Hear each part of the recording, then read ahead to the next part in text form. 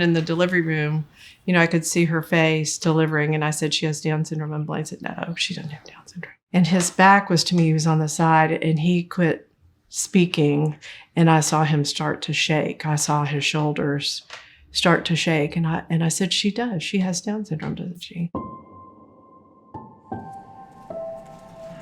At birth, he ended up being an emergency C-section because his heart rate kept dropping. So when he came out, he wasn't crying, and I knew that wasn't good. And I could see the faces on the nurses, and it looked off to me, and I was like, I don't know what's going on. And so hydrocephalus is an accumulation of fluid on the brain, and so at whatever point the hydrocephalus started, his brain stopped developing. As a result, he has had over 100 brain surgeries. So it was just hard starting off. You're not expecting it. I was in complete shock. As a special needs parent, you kind of have to go through all the stages of grief. But I think grief comes when you least expect it. Good morning. Good morning. You expect one thing because that's what everybody else is doing, and then you're over here. But that doesn't make it any less beautiful. It just makes it different. With Anna, I think it's a very unique diagnosis to have both Down syndrome and autism. Anna is a young woman who lives with Down syndrome, but she's a person first. She wants to be loved and celebrated and included and appreciated. Anna is a complex human, but her joy and love of life is amazing. They're just an incredible family, and they love Anna for who she is and embrace her for who she is. Are you ready to get up? Nalini and Manesh, they just exude joy. And their lives are so hard. Like, caring for their child is not easy. To get him up and change his diaper and change his G-tube and make sure that he's got all the medicines he needs. Okay, what color do you want to wear today? You want to wear green? Okay. And then you get here and you watch them roll him out of the back of the van. You look so handsome. And you're like, Hold on. nothing that I deal with on a day-to-day basis even touches that. And they do it with such joy. I am tough. I'm very tough. That's what my husband always laughs at me, and he says, where's that girl that I married? Because the girl he married was very, very shy. And then God gave me a kid with no voice and said, knock yourself out. And I got loud in a hurry.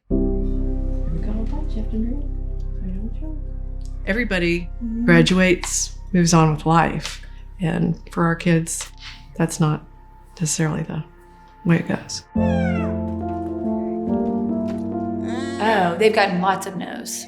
Lots of no's. Why do they get lots of no's? Because of the needs of their child. And then it just became easier not to ask because if you're told no a lot, you know. There's lots of people like us. School in general has kind of been our safe place. I taught most of those kids. And when it came time for them to exit, there was no option. I went to tour another facility in Birmingham with Anna's teacher at the time, who's Jennifer, actually. We got back in the car and both of us burst into tears and said, this is not a good fit for her. Just to have to look at them in the face and say those things, like it was crushing. It was heartbreaking. I felt really convicted of the fact that, like, we need to draw a class in this building that's going to force us to meet this need. So a class with a sensory room and a bigger bathroom for a changing table. I was just like, we got to have a space for Anna and all of those friends that are left out.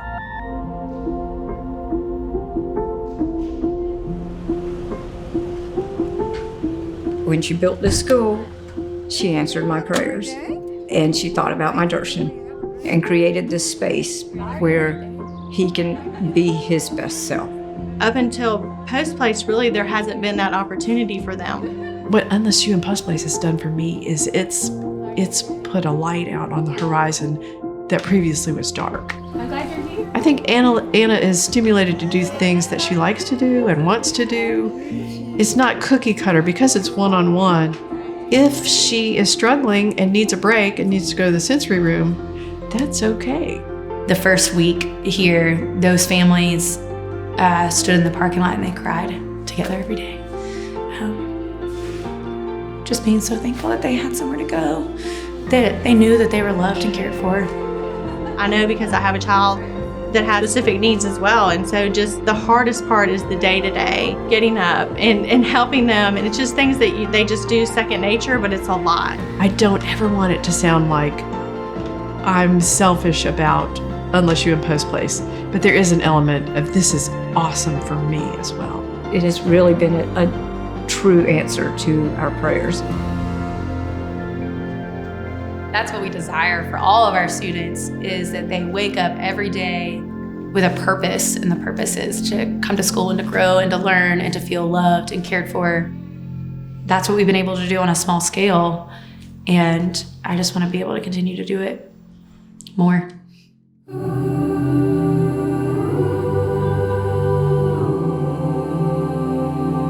So this building has 6 classrooms, a large open space, a life skills classroom, this ice cream shop, and it just has this one small classroom for Post Place and their families.